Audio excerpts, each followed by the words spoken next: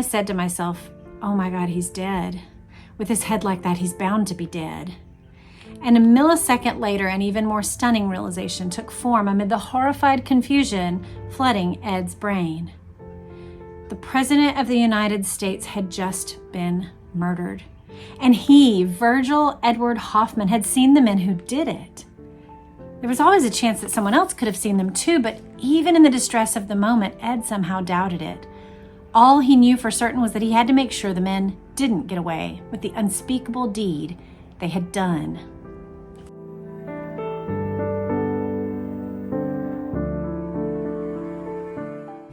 Hello and welcome back to my channel. I'm Jessica Knoll, and if you're new, then welcome.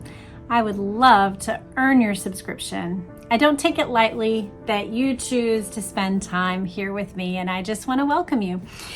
We are going to be getting into one section of a book by Bill Sloan. We have actually read portions of a different book by Bill Sloan called JFK, The Last Dissenting Witness, that told the story of Jean Hill, the woman in red who was very close to the motorcade at the time that JFK's assassination occurred.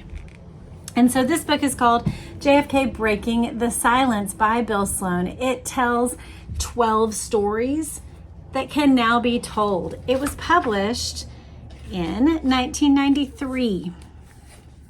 And we are going to be walking through the story of Ed Hoffman. You may have encountered Ed's story if, for example, there's a site called Helmer Rehberg, I believe, that shows old footage of interviews of JFK witnesses.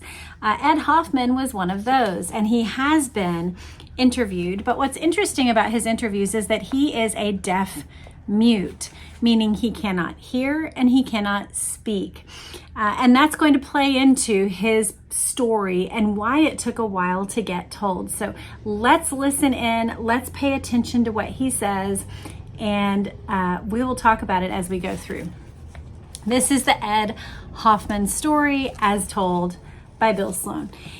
Your name is Ed Hoffman, and you've got a secret, one of the most terrible secrets ever visited upon any living person.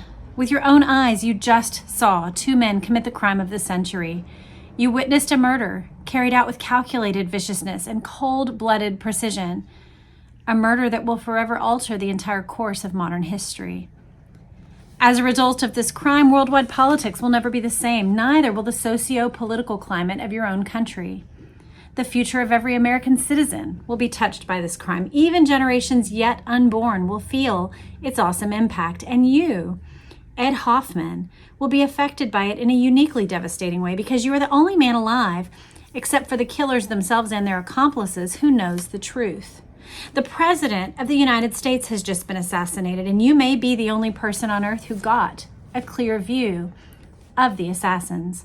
You saw them from a considerable distance, but with clarity. One of them wore a dark suit, a hat, and a tie. The other was dressed in the cap and overalls of a railroad worker. In horror, you watched them dispose of the murder weapon. You saw precisely how they did it. You may well be the sole eyewitness to their actions, and as frightening as this idea is, there's something even worse.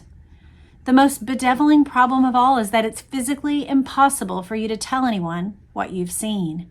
You want to scream out the truth, but you can't. You can't speak a word because you are a deaf mute. For Ed Hoffman, this is no fantasy. So it takes us into his childhood, and we're going to skip over some of those portions. I would encourage you, go ahead and go grab this book. It's called JFK Breaking the Silence by Bill Sloan. It is available. I'll link to it in the show notes. We're not going to read all of it. We're just going to read some selections. It talks about the nation in mourning, and it talks about Ed Hoffman in mourning. We're going to get the story of his day on November 22nd at about 10:30 a.m. that Friday. Ed took his regular morning break along with the rest of the crew in the TI machine shop. So he worked at Texas Instruments. Following his usual routine, he bought a Dr. Pepper in the cafeteria, downed it thirstily, and then began munching on the chunks of ice that remained in his cup after the drink was gone. Suddenly he winced as he bit down on a large ice cube and felt a sudden pain stab through one of his jaw teeth. It was obvious almost immediately that he had a broken tooth. It was also obvious that the discomfort he was feeling wasn't likely to stop until he got the tooth fixed. I told my supervisor, Cecil Harris, that my tooth was really hurting, and I asked if he would let me go off to the dentist. Ed recalls, through an interpreter. He said okay, and so I got my car and left. Since the office of Ed's dentist was in Grand Prairie, at the time a town of about 30,000 located due west of Dallas, Ed's route took him south on U.S. Highway 75, North Central Expressway, and squarely through the center of the city. After stopping to buy some chewing gum in hopes that it would ease the pain in his tooth, he exited the expressway at Ross Avenue. Then, as he drove west, he began to notice large crowds of people lining the downtown sidewalks and an unusual number of policemen. I didn't know anything about the plans for the motorcade, Ed says, but when I saw all the people, I remembered that JFK was coming to town that day, and I got so excited about the possibility of seeing him that I almost forgot about my hurting tooth. That's how you know how serious something is like how much can it be delayed? I mean, if he was in labor, that would not be able to be delayed. If he had broken his leg, you got to get on your way, but I could probably deal with this for a minute. I want to see the president. Ed's route led him past Dealey Plaza, a fan-shaped park-like area that lies at the extreme west end of the downtown business district. I'll put up a map of it here and I'll keep it up for a minute. You can picture where he is as I describe it.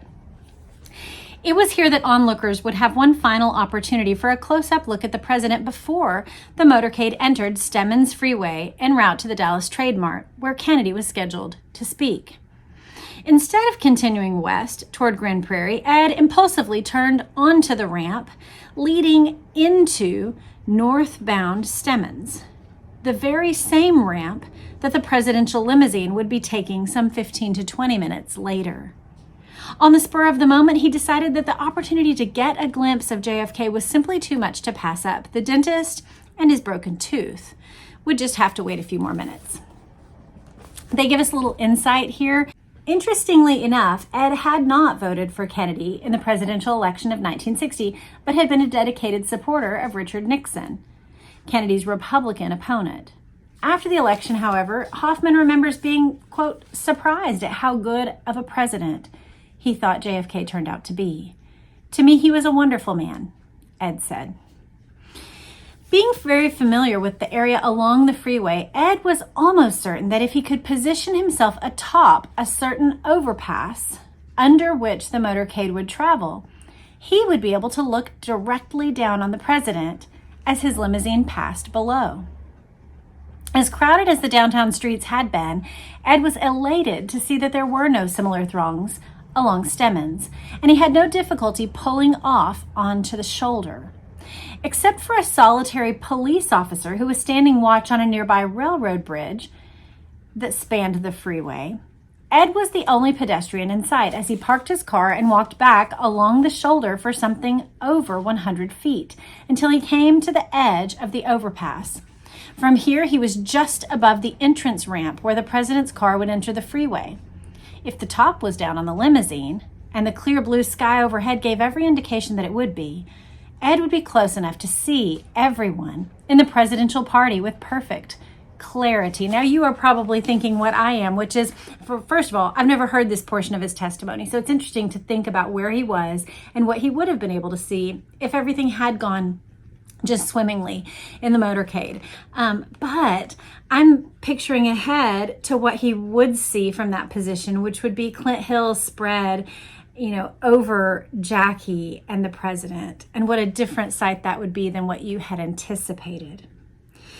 In the excitement, I didn't think to check my watch, Hoffman recalled, but by the time I got where I wanted to be, I'd say it was probably 10 or 15 minutes past 12.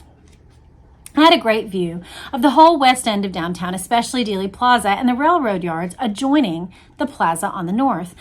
I couldn't hear anything, of course, but I couldn't have had a better view. It was like having a ringside seat, and I was really surprised that there was nobody else there to take advantage of it.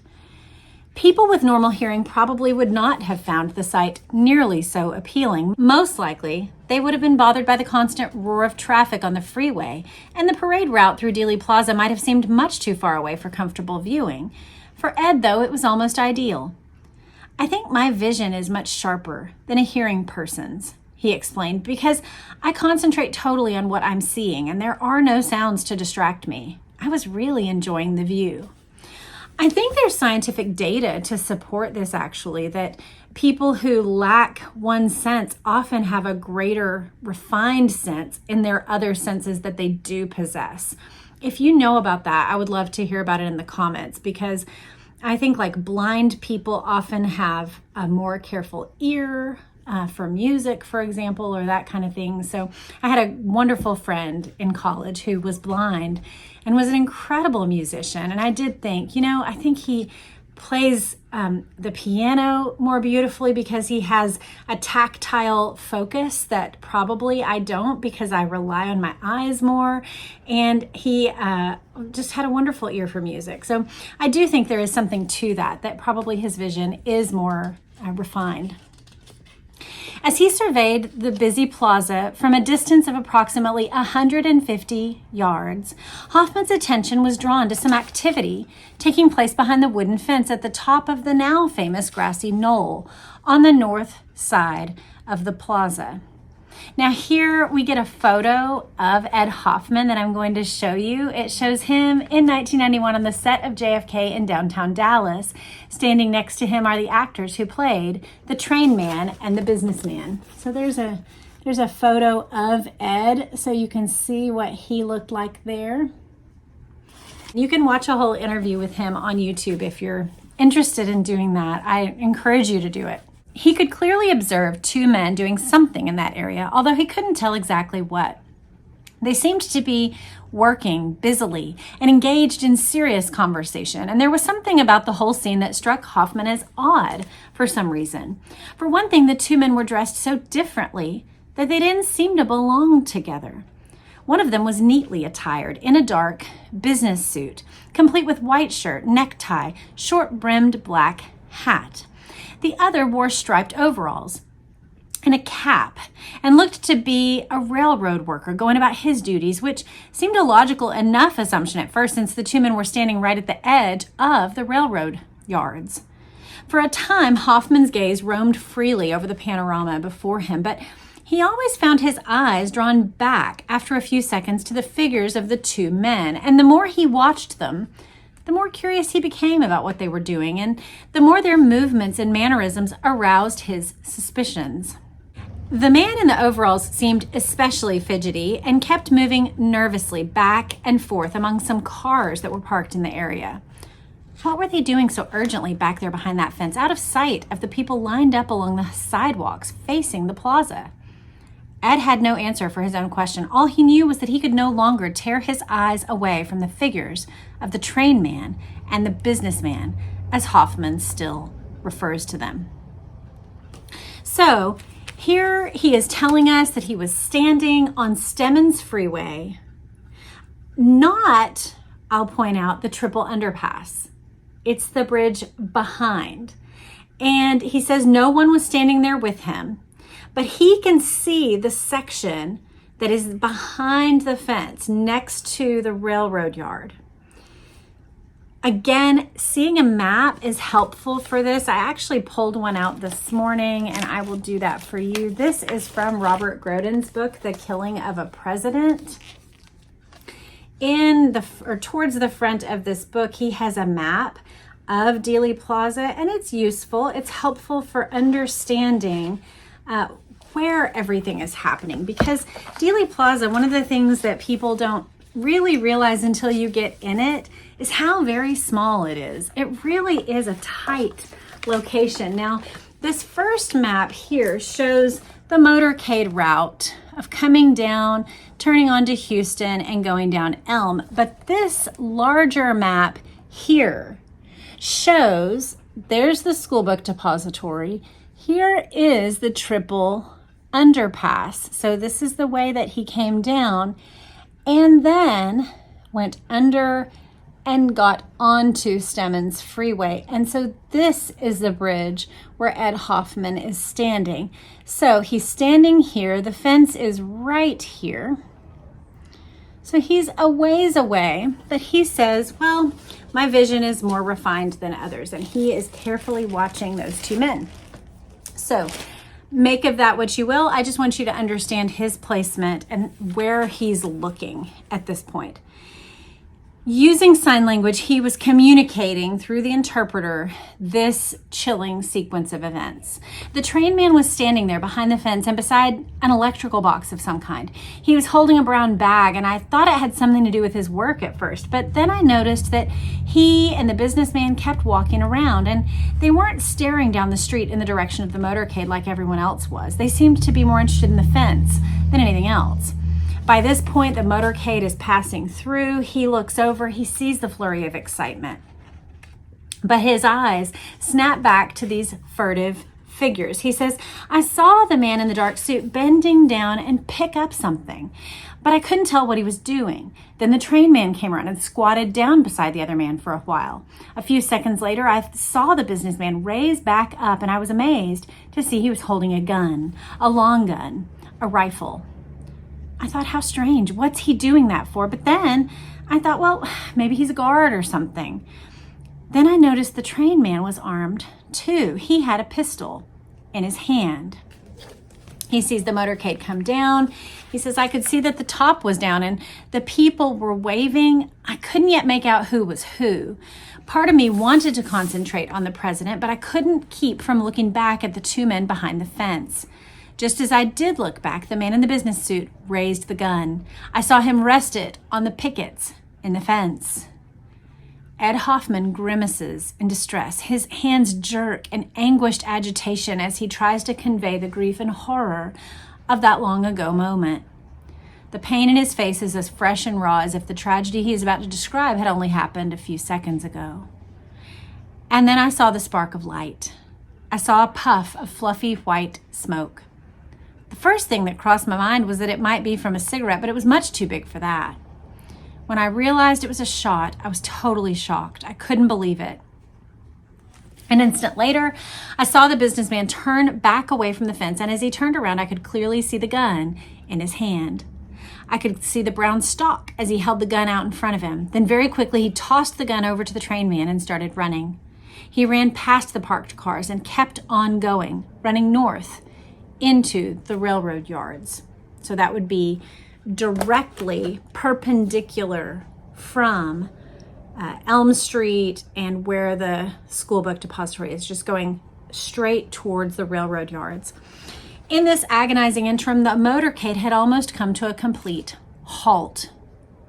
That's one of the things that's interesting about when you look at the Zapruder film and then you listen to eyewitness accounts. Many eyewitnesses describe this moment. Some people say it did come to a stop. Some people say it almost came to a stop. Some people say like slowed to a crazy slow pace. It's just interesting the ways that eyewitnesses react. I think some people saw the brake lights put on. I believe the driver applied the brakes for a second. But there's discrepancies about whether or not it came to an absolute halt. He does not say that it does. He says it had come to an almost complete halt. By now, it lurched forward again at high speed, streaking onto the Stemmons Freeway entry ramp toward Parkland Hospital and heading directly toward the vantage point where Hoffman stood. Again, I haven't heard his description here, so let's listen. He says, I saw the limousine with the flags coming very fast. I saw JFK and Jackie slumped down in the car as they passed right below me. I saw blood everywhere. I saw the president's foot hanging over the side of the car, and I saw his head blown open. The side of the president's head looked like red jello.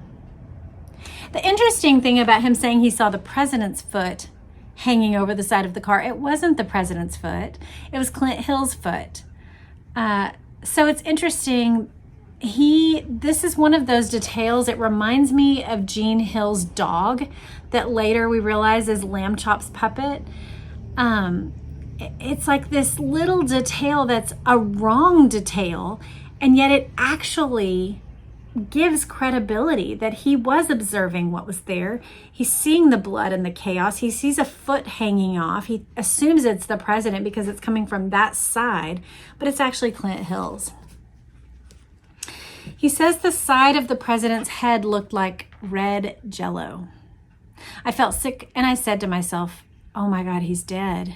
With his head like that, he's bound to be dead. And a millisecond later, an even more stunning realization took form amid the horrified confusion flooding Ed's brain. The President of the United States had just been murdered. And he, Virgil Edward Hoffman, had seen the men who did it. There was always a chance that someone else could have seen them too, but even in the distress of the moment, Ed somehow doubted it. All he knew for certain was that he had to make sure the men didn't get away with the unspeakable deed they had done. He feels powerless. He's 2 bridges away. He says he has to find some way to alert the authorities. And he looks down at the roadway below him and he sees the carload of Secret Service agents racing after. He starts jumping around, waving his arms, trying to get their attention. One of the agents looked up and spotted me, and for a second I thought he might help, but then he pointed his machine gun at me and I thought for sure he was going to shoot me. I don't know if he thought I was involved in the assassination somehow or what, but I stopped waving pretty fast. My heart was pounding and I was so scared I couldn't get my breath. Then the car sped on by and he was gone. Again, this fits with reality that multiple witnesses talk about seeing the Secret Servicemen pull out the machine gun as they're in the behind the follow cars after the president. And then, of course, there's a famous photo on Stemmons Freeway where there is a Secret Service agent holding the machine gun. So there definitely was a machine gun out.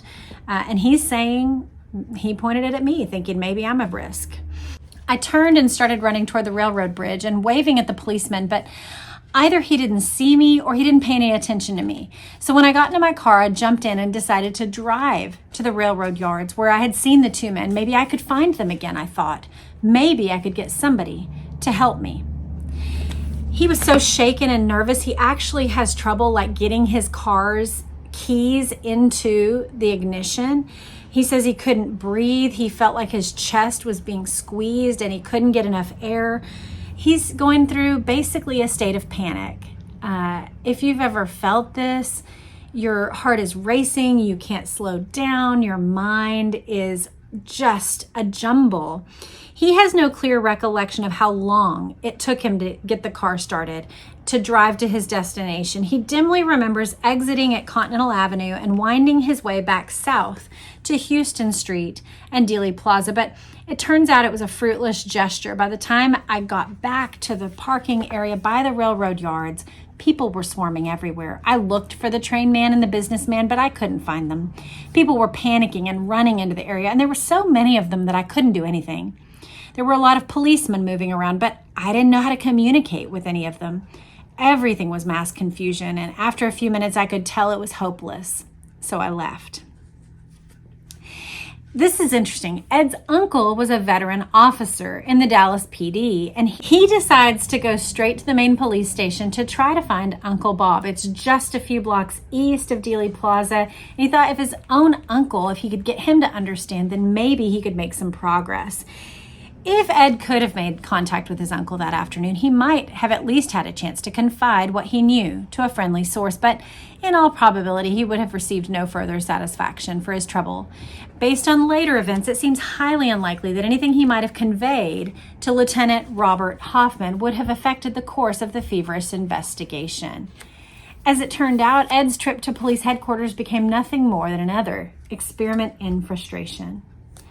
He finds himself barred. There was a freeze in who could go in or out. He says, I tried to make them understand that I had important information about the people who shot JFK, but they told me I'd have to leave and come back later. He ends up telling his dad. He goes to his father and mother's flower shop and begins signing rapidly. It's the first person that he can communicate with since the events that he saw. His dad didn't understand him at first because he's signing so fast. He says, I saw what happened. I saw them shoot the president. I saw the men who did it. He looked at me as if he didn't know whether to believe me or not. Maybe he thought I was making it up. Anyway, he sort of ignored what I said and asked why I wasn't at work. I told him about the broken tooth and that I was on my way to the dentist when I decided to stop and see JFK. My father just looked at me and said, well, you'd better go on to the dentist and get your tooth taken care of. We'll talk about this other thing later. He realizes, like, even my own dad isn't having the urgency that I feel. Like, I can't get anybody to jump on board with me to, like, notice. And he says, Dad, I think you should call the Secret Service or the FBI. Not now. Let's just wait and see what happens, was the answer that he gets from his dad. So he goes to the dentist and he tries to talk to people. Nobody's really listening. His wife, Rosie, is also deaf, and she had been ironing and watching TV when the first news bulletins about the shooting had been broadcast. Although there were no closed captions for deaf viewers at that time, she managed to piece the stunning story together as it unfolded.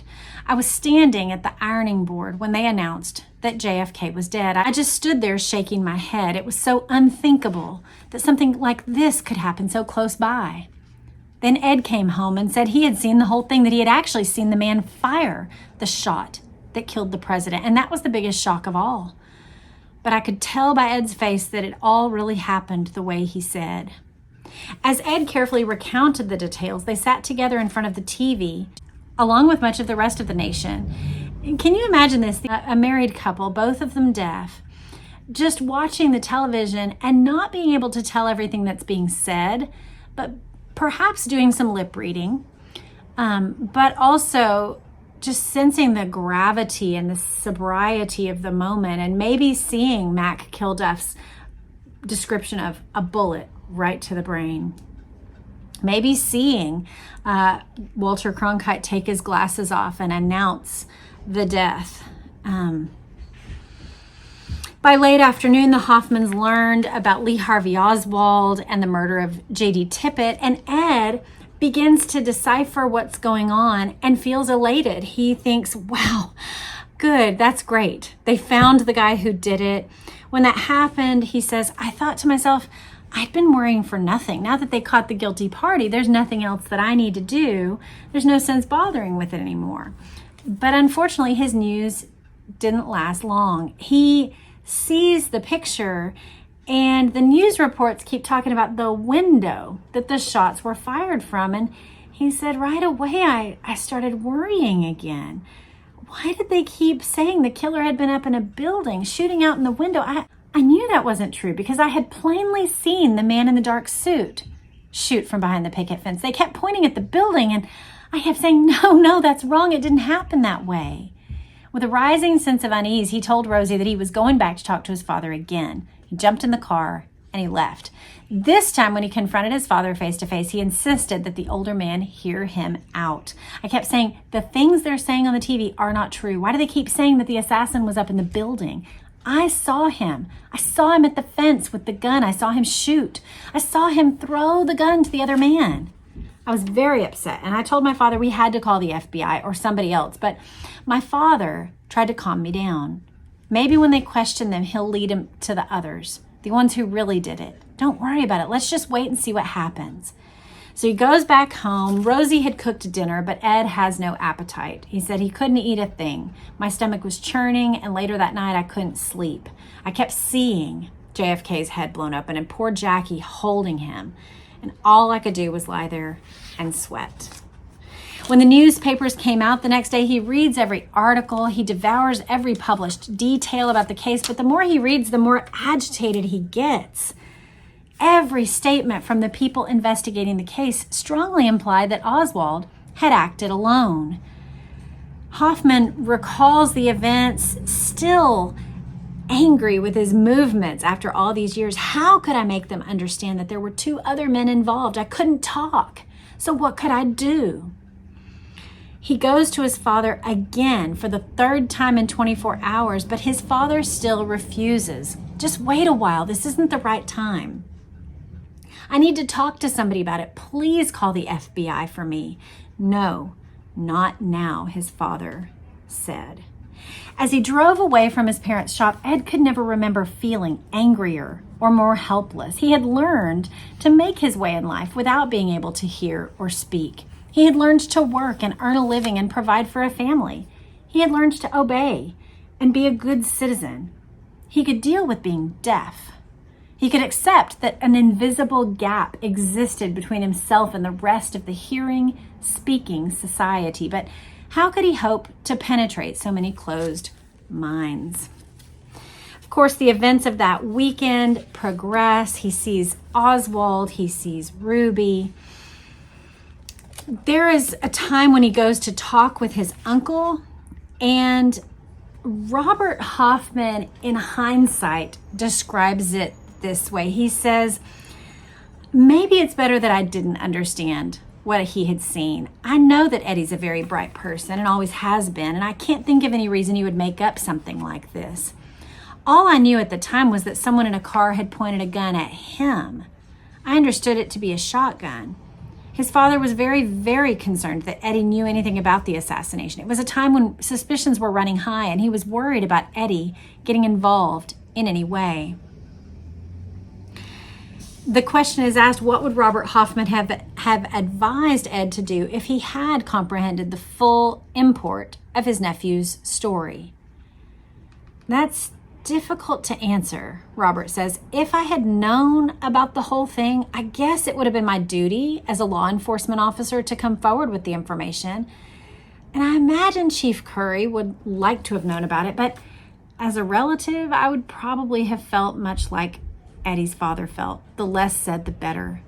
It just wasn't a time for loose statements that couldn't be proved or backed up with evidence. It's interesting. The book asks, does Robert believe that Ed would have been putting himself in danger by making his story public? I don't know, he says. A lot of witnesses obviously did put themselves in danger because some of them died. The same thing could have happened to Eddie. In retrospect, it's impossible to know whether the communication breakdown between Ed and his uncle was the result of a simple misunderstanding or whether Frederick Hoffman took advantage of the incident to try to amplify his earlier warnings to his son to keep quiet. The father died in 1976. We can't go back and ask him. At any rate, Ed says he leaves the Thanksgiving time of communicating with his father and uncle with great disappointment. And he's haunted by these secrets.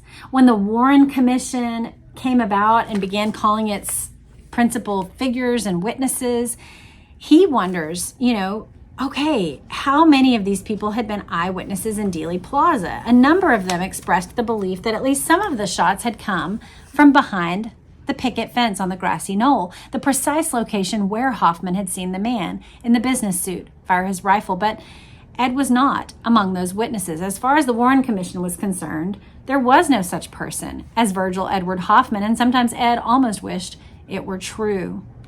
He reads through some of the Warren report, and he says maybe a lot of people could sleep better at night because of the Warren report, but he was not one of them. I still had trouble sleeping. Every time I closed my eyes, I kept seeing the assassination happening over and over again, and I would sit up sweating in bed. Lots of times I'd have to get up and walk around for a while until I could get calmed down a little. The sight of the president's head was always in my mind. I could still see the blood, his foot hanging over the side of the car, the two men behind the fence with the gun. And all the time I was hurting inside and so depressed. Now, the wonderful thing about this book is that it actually goes on and tells about how he shared his story, when he shared his story, and the progression of that. So again, you're going to want to get this book. There's some fantastic stories in it, but it opens with this explosive story from Ed Hoffman. So I wonder from you guys, what from his story convinces you that he is telling the truth? Or are you someone who is skeptical about Ed Hoffman and thinks that maybe he didn't see what he says he saw? I'd love to hear from you in the comments. Of course, if his story had come out in 1963 and been published, things like, what time did he show up at the dentist?